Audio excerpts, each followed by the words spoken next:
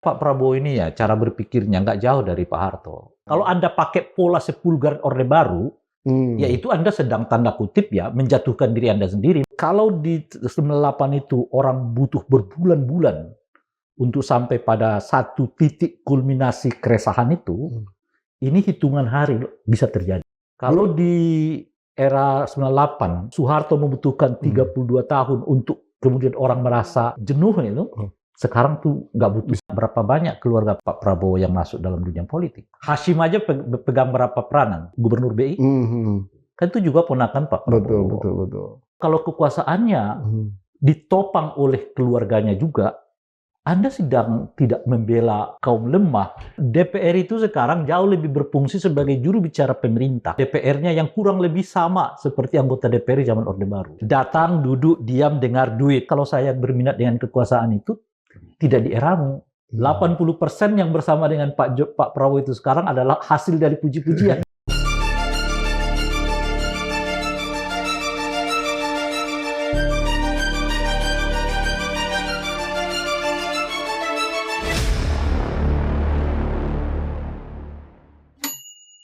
Bismillahirrahmanirrahim. Assalamualaikum warahmatullahi wabarakatuh. Sobat Forum yang luar biasa.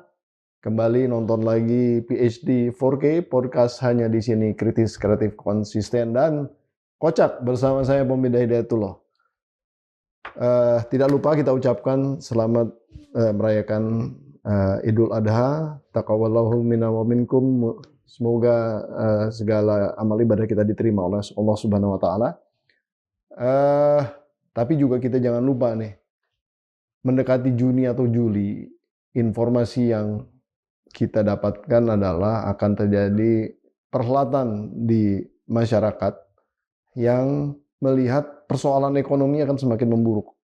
Dan tentunya yang terjadi akan terjadi ya semacam ya social unrest lah ya, yang berpotensi terjadi keributan di mana-mana. Kalau ini sudah terjadi, tentu ini tidak hanya menjadi semata-mata tanggung jawab pemerintah saja, tapi juga tentunya kita sebagai masyarakat Indonesia harus ya mengingatkan paling tidak pemerintah bahwa potensi ini bisa terjadi. Nah, katanya beberapa pengamat itu ini mirip kejadian 98.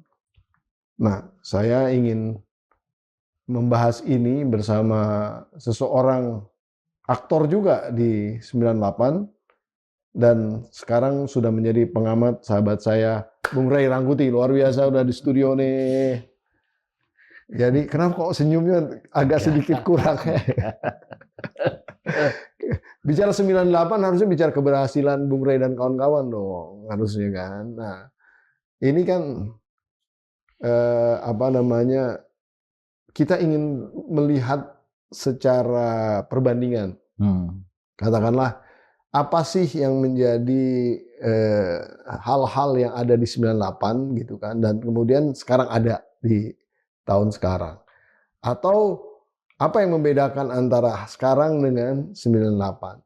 Sehingga kok banyak orang kemudian mengatakan bahwa 98 kejadian lagi gitu. Nah, itu kan sebenarnya banyak yang ngomong seperti itu. Tapi itu menurut saya nggak berlandaskan sesuatu yang apple to apple gitu. Sehingga saya ingin meng-highlight lah ya kira-kira di dalam podcast kali ini. Kalau 98, ya suka atau tidak suka, Soeharto itu sudah 32 tahun berkuasa gitu. Prabowo dalam tanda petik menantunya juga zaman pada saat itu gitu ya. Ini baru 1,5 tahun ya. Lebih dong. 1,5 tahun lebih. Ya. Belum dong. 8 bulan lah sekarang. Iya, 1 tahun 8 bulan ya. Oh, karena Oktober ya. Karena Oktober hitungannya. Iya. Nah, jadi 32 tahun itu memang membuat terjadi suatu psikologis ketidaksukaan dari berbagai macam pihak tentu ya. Lawan politik, berbasis-basis aktivis yang sudah melihat bahwa ini memang kekuasaan yang terlalu dominan begitu. Nah, pasti perlawanan akan semakin besar gitu. Dan kemudian juga selain daripada itu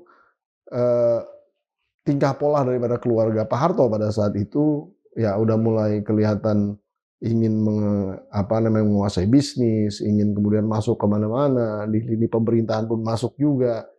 Nah, itu membuat masyarakat yang pada akhirnya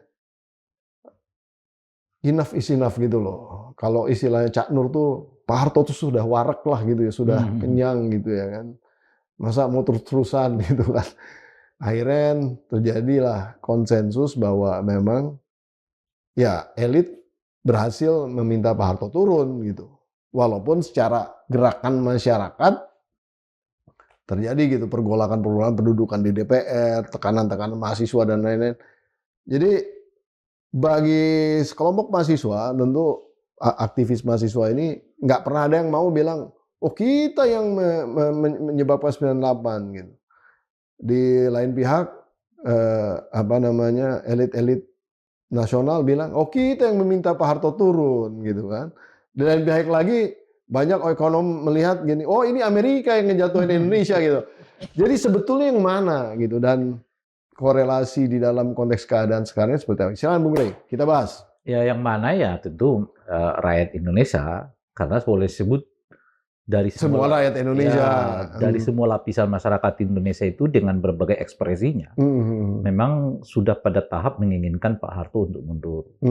Dari elit, baik elit politik, elit ekonom, kaum mahasiswa, terus tentu di bawah juga rakyat ya secara umum.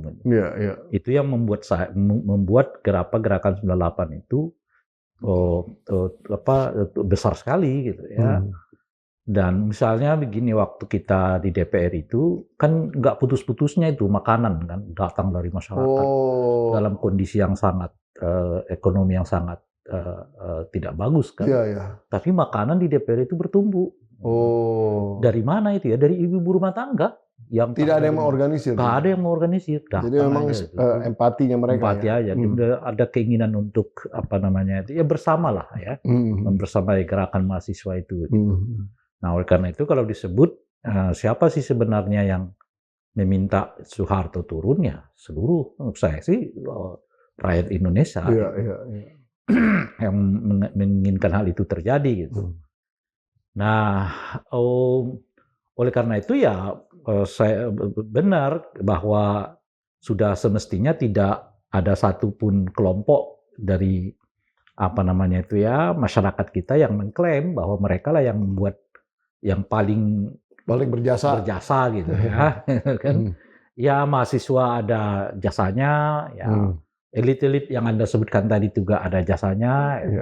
Dan tidak lupa juga masyarakat secara umum juga ada jasanya gitu, dan semua kekuatan itulah yang membuat Soeharto pada tanggal 21 Mei 98 itu menyatakan berhenti sebagai presiden gitu.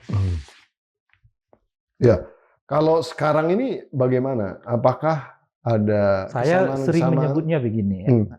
Kalau semua orang sekarang mulai gundah gulana lah ya terhadap situasi yang sedang kita alami, baik dari aspek tata kelola pemerintahan ya, maupun dari aspek ekonomi gitu ya. Saya kira kita baru di angka 30% dari apa yang pernah kita alami di era Orde Baru. 30%? 30% itu. Mungkin artinya kondisinya baru 30% mirip begitu? Ya, jadi kalau sekarang udah mulai banyak yang berkeluh kesah, di satu segi saya merasa begini, kan dengan inilah Anda bisa membayangkan bagaimana resahnya ya kalau kita dulu ya di zaman 98 itu sebagai mahasiswa, yang membuat kita dan mendorong kita mengatakan Soeharto cukup gitu. Selesai sampai di sini gitu. Padahal yang kita alami saat ini saya kira masih 30% dari apa yang pernah kita alami di era Pak Harto. Nah, cuman memang ada situasi yang berbeda. Sekalipun istilah saya 30% dari apa yang kita alami di era Pak Harto, tapi percepatan isunya itu jauh lebih kuat dibandingkan tentu saja ketika itu terjadi di era Pak Harto gitu. Nah, dengan bantuan media sosial gitu ya, dengan bantuan transportasi yang jauh lebih mudah, tingkat pendidikan masyarakat kita yang sudah jauh lebih tinggi gitu, Nah, itu membuat satu peristiwa itu jauh lebih cepat sampai ke masyarakat kan dibanding dengan pada saat kita itu ya. tahun 98 gitu. Maksud saya begini, boleh jadi kalau suatu suasananya suasana pendukungnya seperti yang sekarang, boleh jadi Pak Harto juga belum tentu sampai 32 tahun juga gitu. Akan sangat banyak orang yang sudah protes sejak dari awal gitu. Iya. Nah, cuman karena teknologinya atau baru ada sekarang ya infrastruktur percepatannya baru terjadi sekarang, ya makanya Pak Harto sampai 32 tahun kan. Misalnya saya begini, saya mungkin baru diterimalah oleh mahasiswa tanpa bertanya, "You mau apa sih Rai?" gitu, enggak gitu. Jadi mereka udah kalau Bung Rai merasa ini waktunya ya kita oke aja gitu. Jadi itu kita sampai ke tahap itu ya sejak saya semester 1 gitu. Anda bisa bayangkan lamanya tuh. Saya semester 1 meyakinkan orang bahwa rejim Orde Baru ini nggak mungkin lagi dilanjutkan gitu. Itu artinya bisa sampai 7 tahun kita membentuk itu gitu. Kan lama sekali gitu.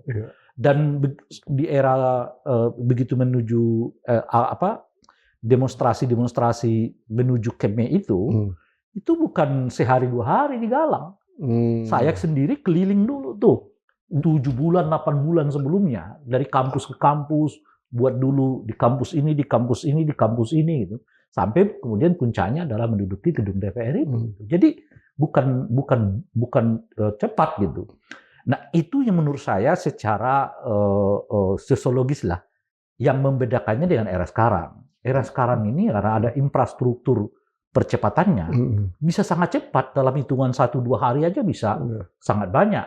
Misalnya kalau Anda lihat pengepungan DPR ketika isu Indonesia darurat, kan itu nggak lama kan, mungkin 2 hari tagar Indonesia darurat yang biru itu muncul, besoknya ribuan orang sudah mengepung DPR, lalu rencana untuk paripurna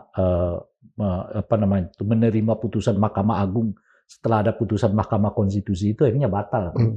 Peristiwa Agustus 2025 ya, ketika lagi-lagi DPR dikepung oleh masyarakat dan membuat demonstrasi di banyak daerah, termasuk di dalamnya banyak sekali bangunan DPRD dan polisi yang dibakar oleh masyarakat. Itu juga nggak lama tuh prosesnya, sehari 2 hari jadi gitu. Nah, yang saya mau katakan begini, Bung. Kalau di 98 itu orang butuh berbulan-bulan untuk sampai pada satu titik kulminasi keresahan itu, ini hitungan hari bisa terjadi. Kalau di era 98, ya Soeharto membutuhkan 32 tahun untuk kemudian orang merasa jenuh itu. Sekarang tuh nggak butuh. Bisa lebih cepat lagi. Yang saya mau katakan adalah angka 30 dengan angka 100 itu bisa sebanding. Mungkin sebagai perbandingan di dalam konteks teknologi yang ada ya pada saat itu, para aktivis itu berkomunikasi dengan apa sih? Kan waktu itu udah ada HP udah ada lah. Pager ada ya, pager. Yang paling umum pager. Pager ya, murah meriah tuh ya pager. Oh iya. Sama ini, sebenarnya telepon kotak telepon di jalan itu juga. Oh iya, koin sama yang kartu ya. Ya. Zaman itu. Terus HP udah ada tapi nggak banyak. Amat sangat sedikit. Berarti SMS bisa sebetulnya ya. SMS ada. Sudah bisa. Sudah bisa. 9798 ya. Tapi yang paling banyak tentu pager itu. Pager. Saya sendiri. Tapi kan pager itu sebenarnya gampang diintervensi sama pemerintah tuh. Iya. Karena kan dia provider kan. Jadi ketika message-nya ini kan bisa diintervensi itu, bisa kelihatan nih aktivitas mahasiswa. Iya, tapi kan nggak kebendung karena kan banyak sekali mahasiswa yang. Iya. Saya sendiri baru dapat pager itu setelah saya di DPR. Oh. Saya sendiri kan nggak punya apa-apa. Iya. Kita mau mahasiswa aja zaman dulu. Mahasiswa gitu. Di DPR tuh kawan-kawan Ciputat khususnya yang kebetulan sudah ada yang magang jadi wartawan, ada yang sudah wartawan bener ya, sudah wartawan tetap gitu. Nah, jadi mereka nyari-nyari saya. Ini gimana sih ngontak Rai ini gitu. Oh, susah. Susah di puluhan ribu mahasiswa itu. Padahal memang nggak mau ditemuin gitu. Saya sih nggak ada masalah gitu. Kan mereka bisa mau apa sih diskusi mahasiswa, mau mereka angkat juga. Tapi saya nggak punya apa-apa alat komunikasi. Nah, mereka sendiri yang saweran. Jadi mereka saweran. Waktu itu 100.000 ya sebulan kalau nggak salah. Aku enggak beli alatnya nih. Beli alatnya. Aku kan nggak punya. Jadi kawan-kawan media yang kebetulan juga orang UIN gitu atau IAIN dulu gitu, yang baik wartawan yang masih magang maupun wartawan yang sudah tetap itu, lalu mereka saweran untuk beli alat pager itu. Lumayan tuh 1 juta kalau nggak salah tuh. Saya nggak paham. Itu, karena tiba-tiba terus iurannya kalau nggak salah 100.000 lah sebulan. Kalau nggak salah ya, saya agak lupa. Saya sih nggak tahu harganya karena tiba-tiba mereka, nih Rai kau pakai biar kau cepat bisa dikontak. Ya udah saya pakai. Jadi besan ketemu di sini nih. Iya. Telepon. Telepon. Nah, akhirnya kita pakai koin. Jangan dulu. Sekarang udah ada di genggaman semua. Iya. Sekarang mau bentuknya dalam bentuk istilahnya foto, video, gitu kan, semua gampang. Gampang sekarang. Kita makanya, langsung ngomong langsung ketemu. Jadi jangan lihat kuantitas itu 30, 100 itu. Lihat kualitasnya. Itu 30 sekarang itu bisa kualitasnya sama dengan 100 di zaman Orde Baru ya. Karena percepatannya cepat. Saya menyatakan tadi itu, kita melihat dari peristiwa Indonesia Darurat dan juga Agustus itu kan. Itu hitungan hari itu. Tiba-tiba muncul tagar Indonesia Darurat, ribuan orang langsung mengepung DPR kan. Begitu juga dengan Agustus 2025 yang lalu. Dan efeknya ke daerah langsung gitu. Sampai bisa saat itu ya setidaknya ya diduga-duga gitu. Nah, oleh karena itu cara lihatnya bukan cara lihat kuantitas. Oh ini masih 30, masih aman. Oh no. 30 ini bisa kualitas dan bobotnya itu sama. Oke, geser sedikit ke isu-isu di mana kita tahu lah di zaman Pak Harto itu represif sekali ya. Jangankan bicara, baru mikir aja kita udah bisa ditangkap gitu. Kan kira-kira gitu. Kan sekarang nggak kayak gitu kondisinya. Iya, itu yang saya sebut 30, gejalanya ada. Gejalanya sudah ada di 30 misalnya itu. Menyebut pidato Saiful Mujani itu adalah makar. Oh, persepsinya itu gejala-gejala. Pemutaran film Pesta Babi dibatalkan di mana-mana karena alasan mengancam stabilitas atau mencegah keharmonisan satu daerah. Nah, belum lagi misalnya kemarin peringatan 28 tahun reformasi batal di salah satu tempat karena isunya jelas akan melakukan kritik terhadap pemerintah yang sekarang. Jadi secara umum beginilah, model pembubaran udah mulai terjadi. Ya pokoknya event-event yang anti dibubarkan. Bisa, gitu. Itu udah sering ya. Yang kedua adalah pidato-pidato mulai diawasi. Nah, yang ketiga peran TNI makin menguat di ranah sipil gitu. Ya itu udah dibuktikan kan sebenarnya dengan undang-undangnya, terus kemudian kemarin ada beberapa kasus-kasus yang ujungnya di Mahmilub ya. Mahmil, bukan Mahmilub, Mahmil. Nah, ini maksud saya pola-polanya udah kelihatan. Meskipun pola-pola ini juga beradaptasi dengan situasi kekinian. Tapi sebetulnya cara kerjanya udah sama. Gitu. Cara kerjanya, nah misalnya dahulu sekarang ada yang baru yang disebut dengan serangan buzzer itu gitu. Kalau dulu kan memang nggak ada buzzer, tapi keluarga kita langsung didatangi. Oh, bedanya gitu. Tidak dikeroyok secara buzzer, tapi secara fisik. Iya, langsung didatangi. Dikeroyok secara fisik. Ya, gitu. Orang tua kita kan bahkan orang tua kita bisa nggak dapat pekerjaan karena tingkah laku kita ya. Dan stigmatisasi. Oh, kan sekeliling tuh ya. Enggak, sekarang ini kan juga terjadi kan dengan istilah ante-ante asing. Oh. Sekarang yang lagi hangat. Dulu apa ya dulu ya? Dulu yang PKI kan. Oh, PKI. Dulu PKI. Yang lawan pemerintah PKI. Sekarang ante-ante asing. Sehingga data-data sumbangan George Soros katanya ya kan, kebanyakan NGO itu sekarang didiskusikan di mana-mana, diberitakan di mana-mana gitu. Ya itu anti-anti asing, rasa yang disebut dengan anti-anti asing itu. Jadi pola kerjanya sama, meskipun adaptasi, stigmatisasi ya namanya istilahnya. Ya, meskipun adaptasi dengan era kekinian, zaman kekinian gitu. Namanya buzzer itu kan nggak ada dahulu. Ya pokoknya mendelegitimasi opini-opini yang sebetulnya benar kan sebetulnya kan. Oh, hampir mirip lah ya. Nah, terus juga di dalam konteks... Tentu ada yang maksud substantif ya. Misal faktor-faktor yang saya sebutkan itu kan gejala represitasnya kan. Tetapi faktor ini muncul didukung oleh fakta-fakta politik yang sebetulnya kurang lebih sama seperti terjadi era Orde Baru. Apa misalnya? Kecenderungan kekuasaan yang arogan. Kedua, tidak dialog. Kedua, kekuasaan yang nepotistik gitu.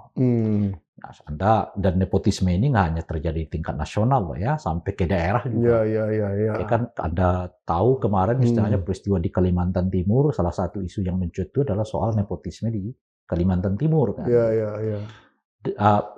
Dan ini yang paling menarik, termasuk anggota DPR-nya yang kurang lebih sama seperti anggota DPR zaman Orde Baru. Ya, di zaman Orde Baru kita 5D apa? 5D. Di zaman Orde Baru kita duduk mengenal istilah 5D itu kan. Duduk, datang, duduk, diam, dengar, duit. Persis seperti yang sekarang. Semua DPR itu sekarang jauh lebih berfungsi sebagai juru bicara pemerintah dibandingkan juru bicara rakyat. Ketika presiden misalnya mengatakan orang desa nggak pegang dolar. Ada anggota DPR itu, Pak Misbahun, yang sibuk menjelaskan apa maksud dari pernyataan presiden itu, gitu loh Pak. Komisi 11 ya, teman saya itu Pak Misbahun itu, aduh ampun. Sibuk menjelaskan maksud presiden itu kan. Ada dulu bencana di Sumatera, masyarakat menghimpun dana, membawa sampai 10 M seingat saya ya, itu malah ledak di DPR. Ada anggota DPR mengatakan sok-sokan. Masuk cuma 10 miliar. Sebagainya. Gitu. Berat. Jadi ada makronya. Dan politik itu makin elitis kan. Makin jauh dari apa yang sebenarnya diinginkan oleh politik. Sekarang politik itu ya, setidaknya kan sekarang ada 7 atau 6 partai politik lah yang memutuskan mau A, mau B, mau C dari bangsa dan negara ini. Dan di samping itu namanya nggak tumbuh yang disebut dengan oposisi. Ada sih partai oposisi PDI Perjuangan mestinya gitu ya, Nasdem mestinya gitu. Tapi kita lihat sekarang belum seperti yang mereka lakukan misalnya di zaman SBY. Betapa optimalnya oposisi PDI Perjuangan saat itu ya dengan partai yang lain terhadap Pak SBY dan sebagainya gitu. Nah, perilaku keluarga Pak Harto pada saat itu memang menjadi sorotan yang luar biasa ya, di dalam konteks ingin mendominasi dunia bisnis di Indonesia, terus kemudian juga tidak hanya keluarganya tapi juga kroni-kroninya. Hampir dibilang pada saat itu proyek ataupun bisnis-bisnis yang menarik itu dikuasai oleh, kalau nggak keluarganya Pak Harto, ya kroni-kroninya. Kan sekarang ini nggak kejadian. Keluarga Pak Prabowo tidak tampak berperan aktif di dalam konteks bisnis, dan juga tidak ada di dalam konteks kroni-kroninya juga nggak terlalu kelihatan dominan. Malah bahkan oligarki ini yang masih berkuasa di dalam konteks bisnisnya gitu. Nah ini kan agak ada perbedaan nih. Nah itu gimana Bung Rey ngelihatnya? Saya tidak tahu persis. Tapi soal ekonominya. Tapi soal politiknya, berapa banyak keluarga Pak Prabowo yang masuk dalam dunia politik? Kan keluarga Pak Prabowo cuma satu, Didit aja kan sama Bu Titi sebenarnya. Tapi lihat ponakannya juga dong. Oh, keponakan itu. Lihat. Hashim aja pegang berapa peranan? Banyak tuh ya. Bukannya cuma satu yang ambasador utusan khusus untuk karbon, bukan? Coba cek lagi. Nanti kita cek ya. Itu ininya. Kalau ekonomi saya kurang paham. Tapi di dunia politiknya, ponakan Pak Prabowo berapa? Yang terakhir yang wakil bank gubernur BI, kan itu juga ponakan Pak Prabowo. Betul. Jadi kelihatan lah ya, walaupun nggak banyak jumlahnya ya. Makanya jangan Anda lihat jumlahnya. Karena itu beradaptasi dengan. Karena zamannya beda ya. Iya, beradaptasi dengan. Kalau Anda pakai pola sepulgar Orde Baru, Yaitu Anda sedang tanda kutip ya menjatuhkan diri Anda sendiri memang gitu. Oh, bunuh diri itu ya? Iya, Anda adaptasi dengan perkembangan sekarang, maka dibuat ya polanya seperti apa. Tapi intinya itu sama. Istilah main cantik itu kan Iya, ya. Jadi main cantik. Isinya itu sama. Tapi permainannya sama. Sama. Cuman ya cara giring bolanya, cara mencetak golnya itu bisa dimodifikasi gitu. Kalau zaman dulu jangan Pele, sekarang jangan Messi lah gitu. Itu sama-sama nyetak gol kan. Nah sehingga nggak terasa. Misalnya seperti yang dilakukan oleh Pak Jokowi kan. Ya, jadi ya sampai Gibran bisa jadi wapres. Gibran sebagai wapres.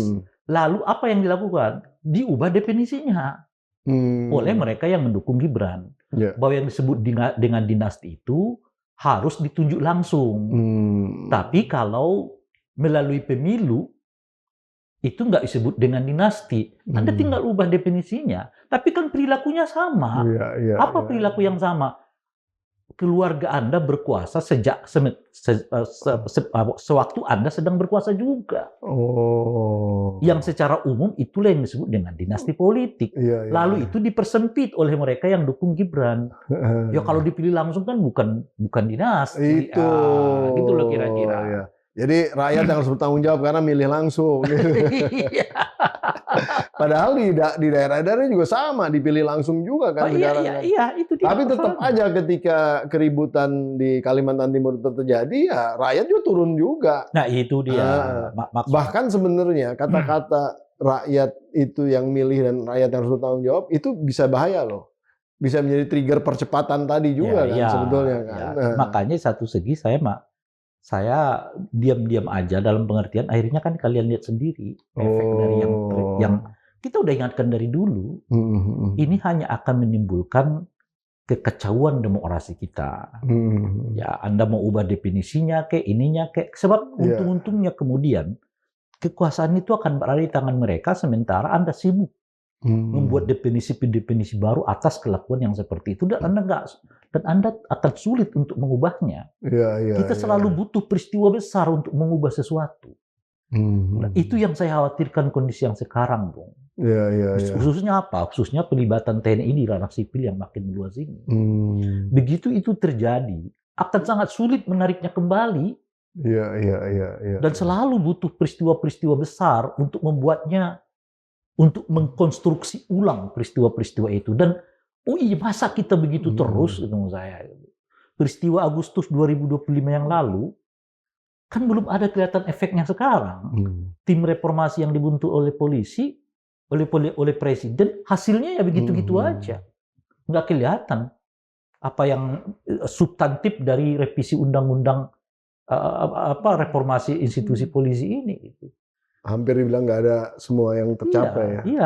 Nah yang ada adalah makin terjadi pemerosotan, TNI-nya makin luas ke jalan, ya kan, korupsinya makin canggih, ya, politiknya makin abai, anggota DPR-nya apa yang berubah dari DPR setelah Agustus 2025? Tidak ada juga. Nah, kita sedang menuju ke arah sana dan selalu kelihatan sejarahnya begitu.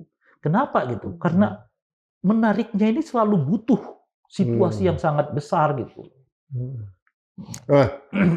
Di zaman Pak Harto di penghujung itu tentara juga memberi ruang kepada para aktivis untuk kemudian bergerak gitu ya.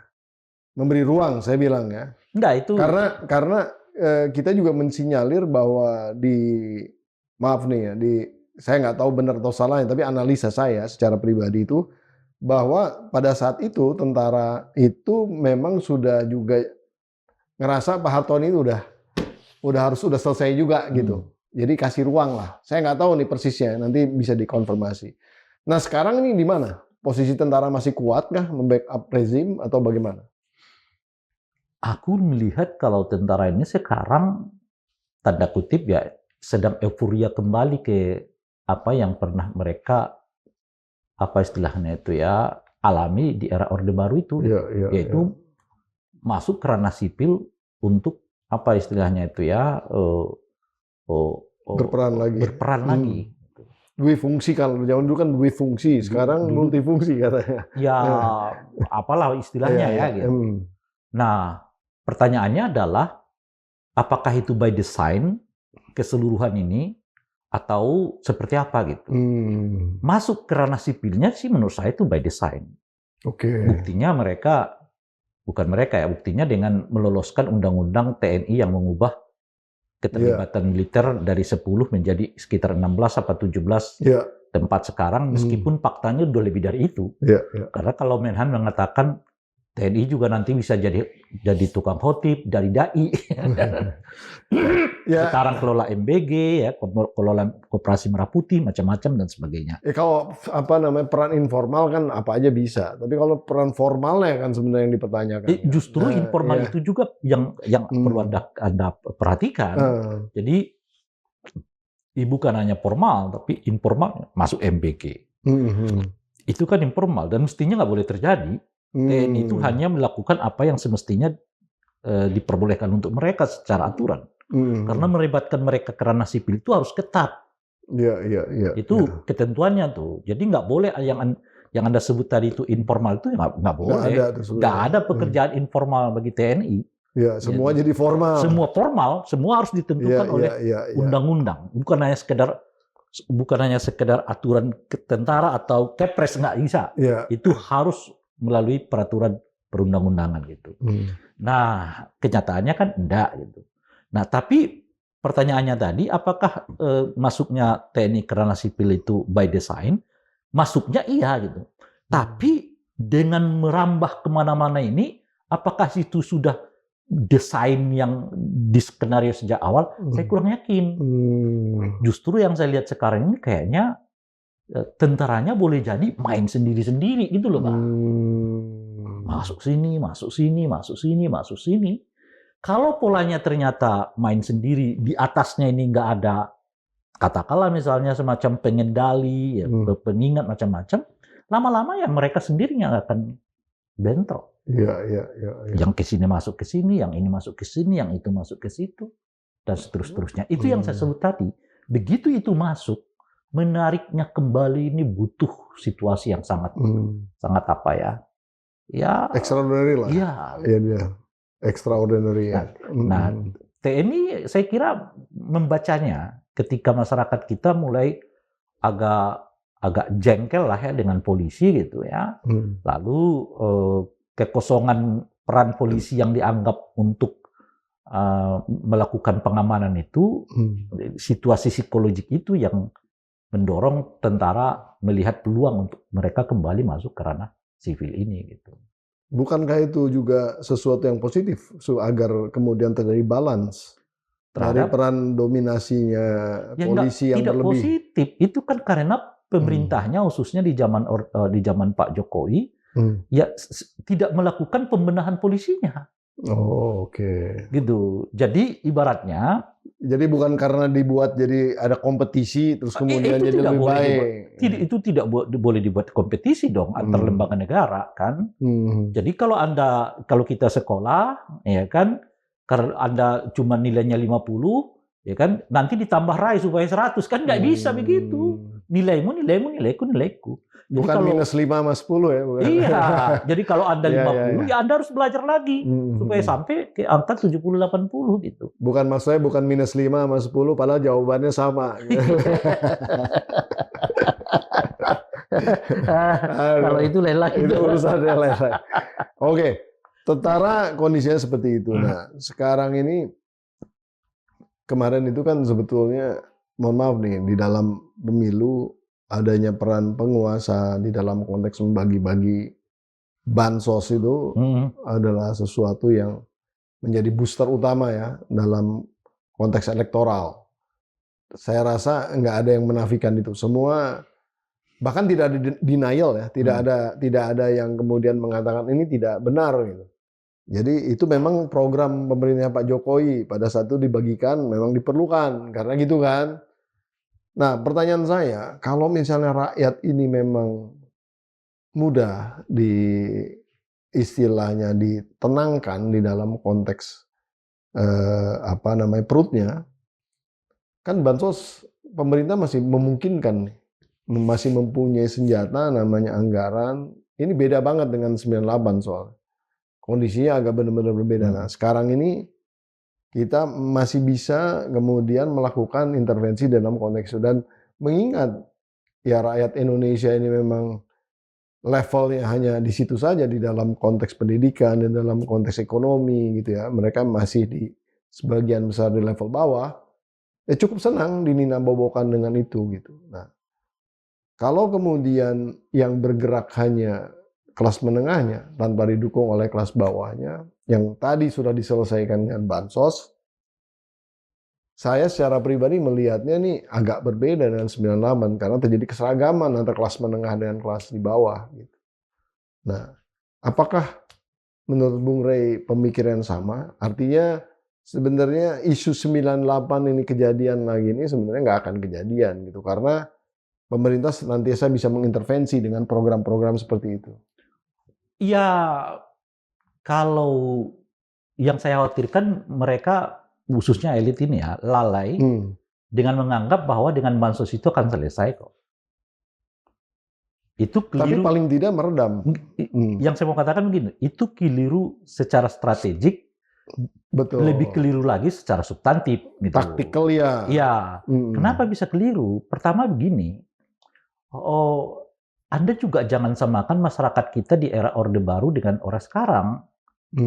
Orang sekarang tuh boleh jadi mereka terima bansosnya, tapi belum tentu mereka menganggap bahwa itu kebaikan pemerintah. Gitu. Itu ini misalnya kita lihat di pilkada-pilkada dan pemilu-pemilu. Yeah. Banyak yang sudah bayar, banyak yang sudah kasih duit, tapi suara nggak ada. Kan banyak yang kecewa juga tuh. Masyarakatnya ujung-ujungnya tetap aja milih yang menurut mereka ya mereka kenal, mereka dekat dan seterusnya. Gitu. Padahal udah sama-sama ngasih duit kan. Nah itu menunjukkan kepada kita bahwa duit, bansos dan segala macam bentuk itu iya punya peranan yang sangat baik untuk meraup suara gitu.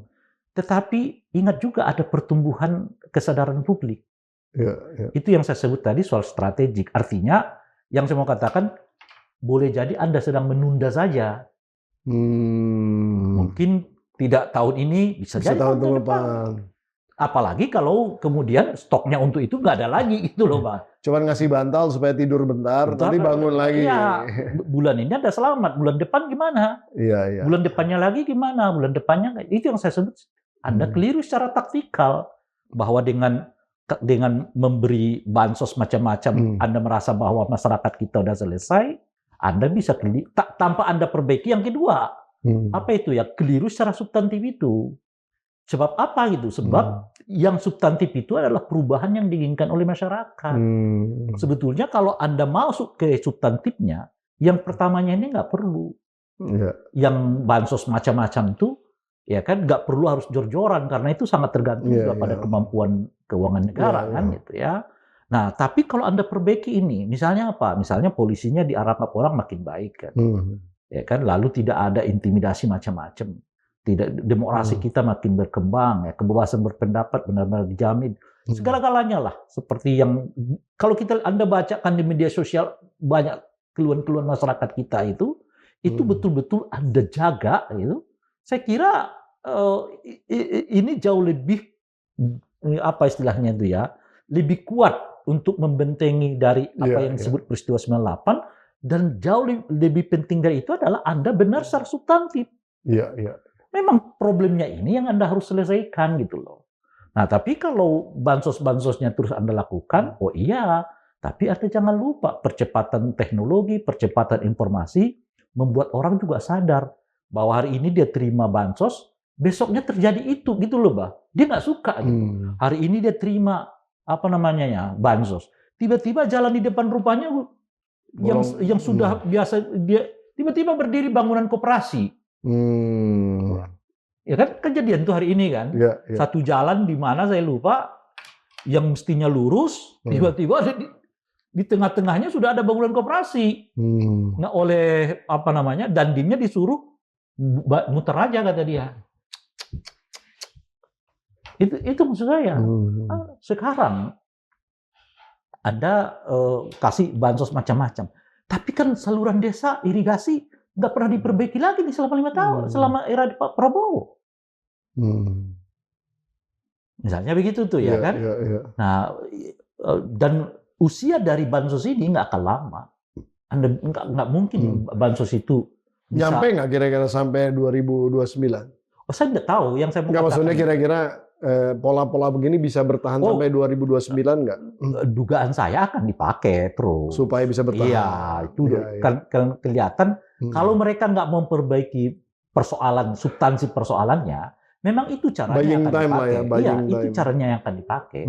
Karena kan udah disebut juga kan, kalau nggak suka sama Prabowo, silahkan 2029 nggak usah dipilih. Oh, iya, udah diomongin juga. Iya. Yang saya mau katakan begini, Bung. Kalau mereka nggak mau memperbaiki pokok soalnya, mereka akan melakukan itu sebagai salah satu caranya. Sebab kalau mereka itu nggak ada, ini nggak ada, ya berat gitu. Tapi kan itu sepertinya ya istilahnya kan sebenarnya di dalam sejarah berulang lagi gitu. Artinya kan pemerintah yang mendengarkan aspirasi rakyat dan berusaha untuk memperbaiki apa yang diinginkan oleh rakyatnya, sebetulnya itu pemerintahan yang paling akan diingat sepanjang sejarah. Betul kan? Oh iya. Bukan hanya sekedar survive satu periode 5 tahun itu gitu. Bukan sekedar itu sebenarnya.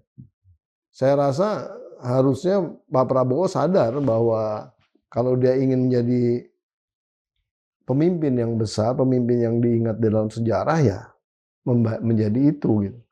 Apakah ada tendensi ke arah sana? Dari figurnya sekarang. Kalau Pak Prabowo ingin dikenang karena perubahan-perubahan substantif, saya kira kita nggak segemelut ini gitu loh. Saya kira Pak Prabowo ini ya cara berpikirnya nggak jauh dari Pak Harto. Masa? Iya. Dia tuh pro-sosialis banget loh. Bahkan banyak orang yang ingin menjadikan Prabowo ini adalah pemimpin sosialis terbesar di Asia Tenggara. Kenapa ketawa? Pak Prabowo kan juga disebut pendukung kebebasan, suka dialog. Gini, saya mau sebutkan tuh, Bung, tema-tema besar yang menjadi bagian diskurs publik itu mereka konsumsi juga. Oke. Jadi kita butuh demokrasi. Pak Prabowo akan bicara demokrasi. Oke. Buruh sejahtera, beliau datang ke acara buruh. Gitu. Kebebasan berpendapat, saya undang tokoh-tokoh untuk bicara wartawan segala datang ya. Jadi semua tema-tema besar yang substantif di dalam kerangka negara demokratik itu dibicarakan, didiskusikan. Tapi apakah itu benar-benar di kepala dan hati mereka? Itu pertanyaannya. Kalau kebebasan menjadi acuan, bukan hanya sekadar bahan diskusi, kan nggak ada istilah makar. Hanya karena pidato. Kan nggak perlu ada pembubaran nobar pesta babi. Gitu. Tapi itu tadi, mereka akan buat semacam show bahwa seolah-olah mereka juga peduli pada hak asasi manusia. Dengan satu kasus nanti datang itu dibesarkan. Dengan menyebut para kritikus sebagai ante-ante asing aja itu menunjukkan, menurut saya menunjukkan kepada kita bahwa mereka nggak seperti yang mereka bicarakan. Bahwa mereka itu terbuka pada kritik macam-macam dan seterusnya gitu. Nah, dengan memasukkan hampir semua partai politik di dalam kekuasaan, itu menunjukkan kepada kita bahwa Pak Prabowo sedang tidak menumbuhkan oposisi, meskipun beliau selalu berkata harus ada oposisi. Gitu. Jadi ada pembajakan terhadap istilah-istilah atau substansi-substansi yang kita kenal selama ini baik di dalam negara demokratik. Menjadi menjadi istilah-istilah yang sesuai dengan definisi yang mereka buat. Contoh yang lainnya saya sebutkan tadi, dinasti politik itu buruk. Tapi dinasti politiknya harus ditunjuk. Kalau melalui pemilu ini bukan dinasti. Gitu. Iya, iya. Nah, itu menurut saya pada tingkat tertentu yang harus kita cermati dengan baik juga. Bahwa narasi Pak Prabowo misalnya ya kan, anti oligarki, anti oligarku. Beliau benar nggak anti oligarki atau sedang membangun oligarki sendiri? Oligarki baru gitu. Oh ya. Gitu. Nah, saya tidak tahu persis kan, gitu. Cuman kalau betul beliau membangun oligarki, betul-betul beliau ada orang kiri, saya kira salah satu indikator terpentingnya itu adalah menjauhkan keluarganya dari kekuasaan. Itu salah satu indikatornya. Sebab kalau kekuasaannya ditopang oleh keluarganya juga, Anda sedang tidak membela apa nama itu kaum lemah. Atau bahasa yang lain, Anda memang membela kaum yang lemah, saat yang bersamaan menguatkan keluargamu, gitu loh kira-kira. Tapi kalau yang sosialis tadi, sosialis itu pro terhadap rakyat kecil, pasti dia akan habis-habisan membela rakyat kecil. Kan saya udah katakan tadi, ya, kalau salah satu, saya nggak tahu kalau di ekonominya seperti apa beliau lakukan sekarang. Meskipun katanya terjadi pengambil alihan hutan yang begini-begini gitu. Saya nggak tahu persis. Tapi saya melihatnya sederhana. Kalau Anda berbicara tentang betapa penting satu kebijakan itu harus pro rakyat, harus Anda lihatkan bahwa seberapa banyak kekuasaan itu tidak ikut menyertakan keluargamu. Itu bagi saya sederhana. Sebab satu jabatan yang dipegang oleh keluargamu itu menghilangkan kesempatan orang lain untuk duduk di situ. Apalagi kemudian keluargamu itu masuk ke dalam kekuasaan yang menurut kita, ya, menurut nalar umum, itu betul-betul karena Anda seorang presiden. Bagaimana tiba-tiba bisa menjadi wakil direktur BI? Gubernur. Wakil gubernur BI. Tapi kan udah jadi wakil menteri keuangan sebelumnya. Ya Anda jawab sendiri lah. Kadang-kadang bapaknya dulu gubernur soalnya. Kadang-kadang kelemahan kita ini, Bung, ya, masyarakat. Karena kita selalu juga membuat definisi yang melemahkan demokrasi itu. Gitu. Yang saya katakan itu tadi soal dinasti. Nah, Anda lemahkan, persempit lagi dinasti itu dengan soal dipilih nggak dipilih.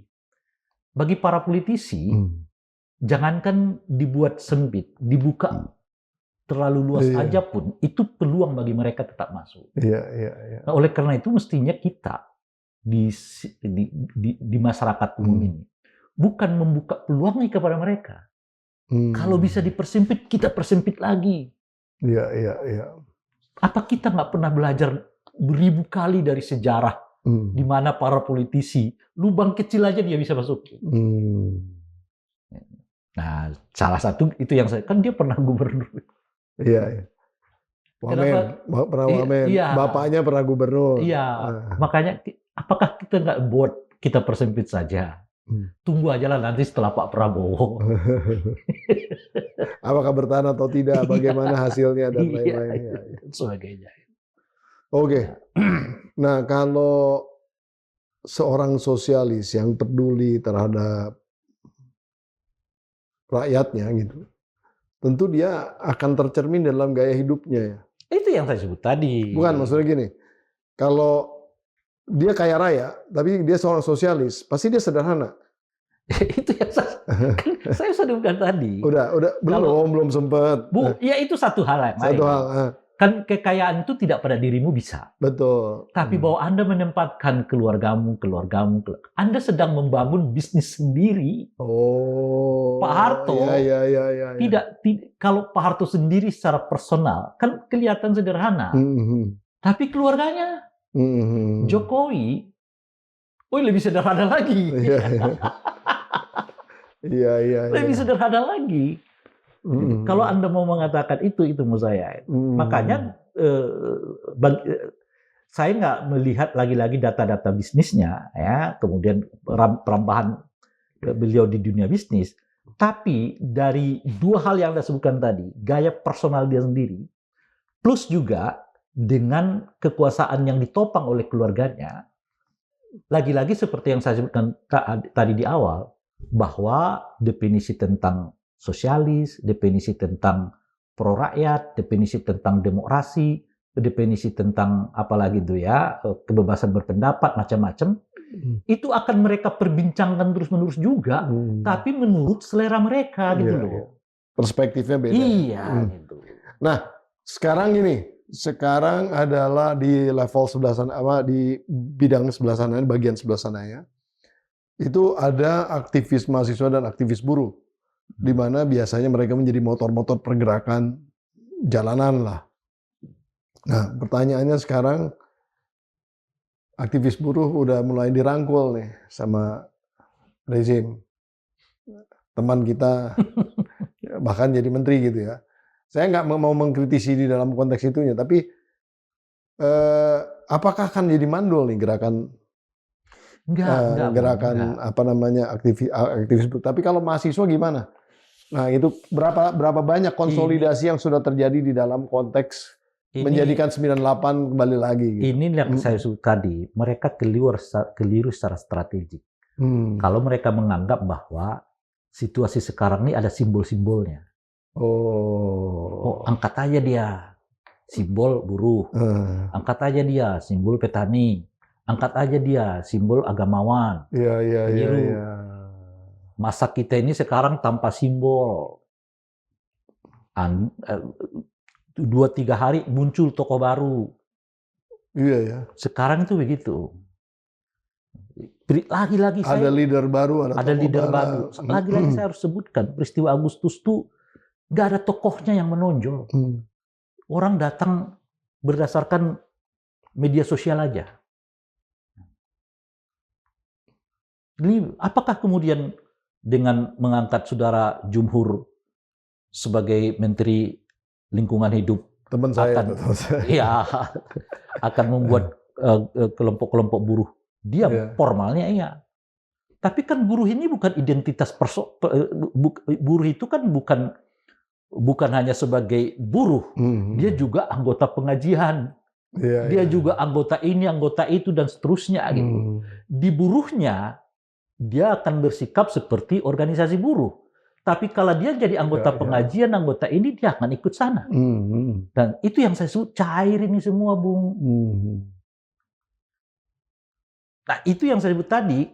Kalau Anda menganggap itu yang terjadi, Anda keliru secara strategik. Itu. Anda menganggap itu akan bisa dikelola, dan seterusnya. Ya, kejadian. Ketika Anda pesta-pesta di, pesta joget-joget di Monas, kejadian aksi buruh di tempat yang lain. Gitu. Makanya ketika contoh lain nih, tokoh-tokoh agama menyetujui kita bergabung dengan BOP. Tapi umatnya protes di mana-mana. Susah sekarang ini. Makanya yang saya sebutkan itu adalah publik tanpa leader sekarang tuh. Mereka bisa mengorganisir mereka sendiri berdasarkan apa yang mereka baca tanpa terpaku kepada organisasi-organisasi struktural mereka. Jadi apakah nggak perlu lagi, kalau zaman dulu kan ya istilahnya pergerakan mahasiswa itu menjadi salah satu basis referensi di dalam konteks perlawanan. Apakah sekarang ini memang sudah terjadi sesuatu yang berbeda? Saya tadi berbicara umum dulu ya. Nah sekarang soal mahasiswa itu, saya kira mereka tetap salah satu tonggak. Ya karena jelas-jelas mereka adalah generasi yang dekat dengan zaman kekinian kan, atau zaman yang sekarang bertumbuh gitu. Nah yang perlu diketahui juga menurut saya itu, mahasiswa kita ini juga sekarang saat pertama ya, karena informasi yang sangat cepat itu juga sangat cepat mengorganisasi diri. Oleh karena itu, kalau Anda hari ini misalnya lihat belum ada nih semacam bibit-bibit akan adanya gerakan, oh jangan tidur, bisa dalam 2-3 hari berubah. Gitu. Dan Anda nggak, lagi-lagi kalau dulu Anda pegang BEM-nya selesai, gitu. Nggak bisa sekarang. Jadi pada Seninnya Agustus itu, yang pertama kali pada turun ke jalan, saya lagi sama pimpinan MPR itu, saya sedang sarapan pagi. Jadi kan pagi-pagi kan, saya sampaikan, gimana nih, bakal rame nggak? Nah, sementara teman saya, narasumber kita juga, Yanuar Rizky udah ngasih tahu, bro bakal rame nih bro, katanya gitu kan. Nah, saya nanya ke pimpinan MPR itu, saya nggak sebut nama lah ya, nggak enak kan. Ya. Jadi dia bilang, udah diamanin kok, udah kita konsolidasi katanya. Beberapa titik tokoh-tokoh pun sudah diajak bicara dan nggak akan ada pergerakan katanya. Mahasiswa, buruh dan lainnya udah aman. Tapi tiba-tiba malamnya makin lama makin panas. Iya. Pada hari Seninnya nih, hari pertama tuh, saya ingat sekali gitu. Jadi memang benar kata Bung Rey itu, nggak ada leadernya, nggak ada, artinya dengan pendekatan seperti itu aja udah ada gerakan gitu. Nah jadi ya artinya sesuatu ini ya istilahnya benar-benar silent killer nih ya. Silent killer di dalam konteks banyaknya skema-skema baru lah di dalam urusan ini. Kenapa? Pertama ya, selain karena pertumbuhan teknologi ya, yang membuat orang mengakses informasi sama dengan yang lain. Tapi yang bersamaan, menurut saya ada semacam koreksi terhadap kepemimpinan di dalam kultur kita gitu. Anak-anak Gen Z ini kayaknya meragukan banyak orang terkait dengan kepemimpinan. Oleh karena itu, ya kita pimpin diri kita aja, kata dia. Nah, sebab kalau kita mewakilkan diri kita pada pimpinan itu, pimpinan nih sekarang kelihatan banyak negosiasi. Iya. Hari ini kita lawan, besok dia udah duduk bersama di sana. Dan baliknya nggak tanggung-tanggung. Iya, banyak bisa baliknya 100%. Kemarin masih mengharap kita lawan nih, di sana kamu jangan lawan. Begitu balik loh itu. Jadi seperti nggak ada sisa dari apa yang ia lakukan sebelumnya. Begitu masuk ke dalam kekuasaan. Saya kira rakyat kita belajar dari itu semua. Kalau kita fanatik dengan elitnya negosiasi kok gitu.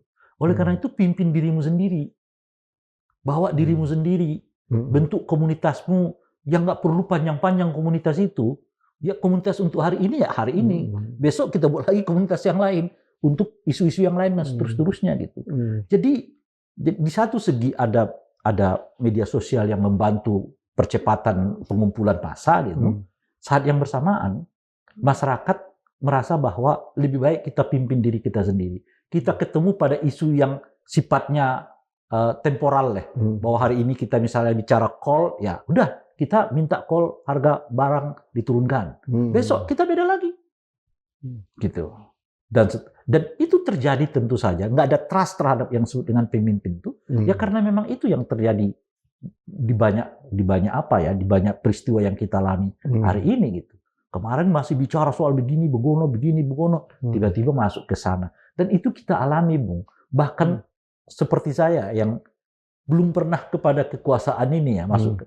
Ketika saya mengkritik kekuasaan, itu di bawahnya itu selalu ada komentar. Karena lo nggak dapat bagian ya, lo nggak dapat jabatan lo. Jadi padahal belum pernah dapat ya. Padahal emang nggak pernah dapat juga. Saya belum pernah dapat. Karena kalau yang saya lakukan itu semata-mata mengejar kejabatan, ya maksud udah ada 6 presiden, saya nggak kebagian. Tapi itu yang saya sebut tadi. Jadi sebagian elit kita itu memang dengan sangat cepat ya menjatuhkan apa istilahnya itu ya pilihan-pilihannya tanpa konsultasi dengan konstituennya. Dan oleh karena itulah masyarakat kita belajar sendiri, dewasa sendiri. Jangan terlalu menyerahkan sepenuhnya apa istilahnya itu ya istilahnya itu persoalan kita kepada pemimpin-pemimpin. Mana tahu besok hari mereka negosiasi kok, mereka berunding kok, dan seterusnya gitu. Nah, ini terakhir nih. Bung Jomhor, narasumber saya nih, sering podcast di sini juga, sudah jadi menteri. Dengan harapan tadi mungkin menetralisir gerakan buruh gitu mungkin ya, mungkin gitu kan. Nah kalau Bung Rey tiba-tiba ditelepon kemudian jadi menteri terus kemudian disuruh supaya jangan kejadian 98, gimana Bung Rey omongannya? Maksudnya jangan kejadian Ditelepon sama Bung Teddy tuh, Pak Seska, Pak Rey besok dilantik jadi menteri gitu, tapi dealnya supaya jangan TD 98. kan di sini sumber ditonton ini, nggak main-main sini ini, ya kan? Ya. Bung Jomhor sering di sini, jadi ya kan. Lebih banyak cerita orang yang muji-muji jadi menteri daripada orang yang mengkritik.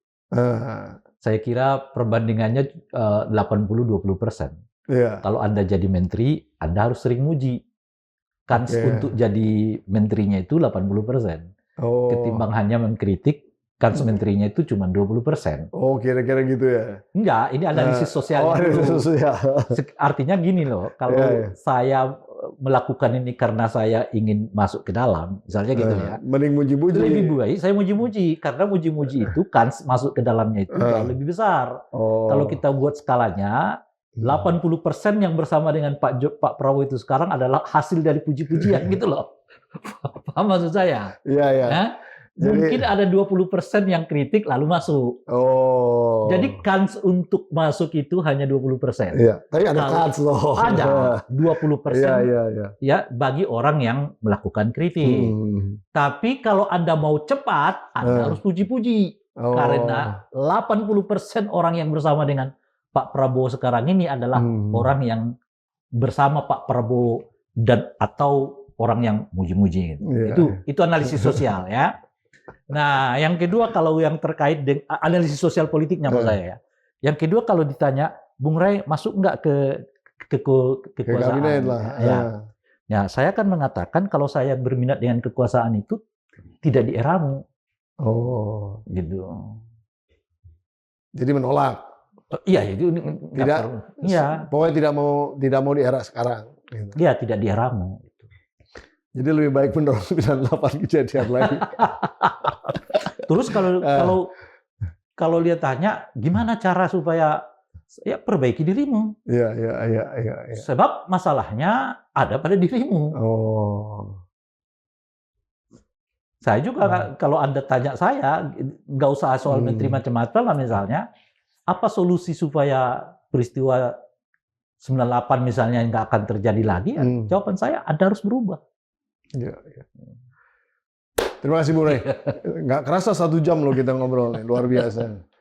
Nah, Sobat Forum yang luar biasa itu tadi Bung Rey Rangkuti yang selalu senantiasa menemani saya kalau diskusi tentang masalah politik dan isu-isu pergerakan yang sangat-sangat menggelitik kita tentunya untuk kita lihat ya apakah di pasca Idul Adha ini apakah terjadi suatu pergolakan dikarenakan memang tekanan ekonomi semakin memburuk begitu ya. Dan kalau misalnya memang kejadian ya mau seperti apa nih kita menata bangsa ini ke depan, karena sekali lagi jangan sampai kita memberikan cek-cek kosong kepada para elit yang kemudian dimanfaatkan secara salah.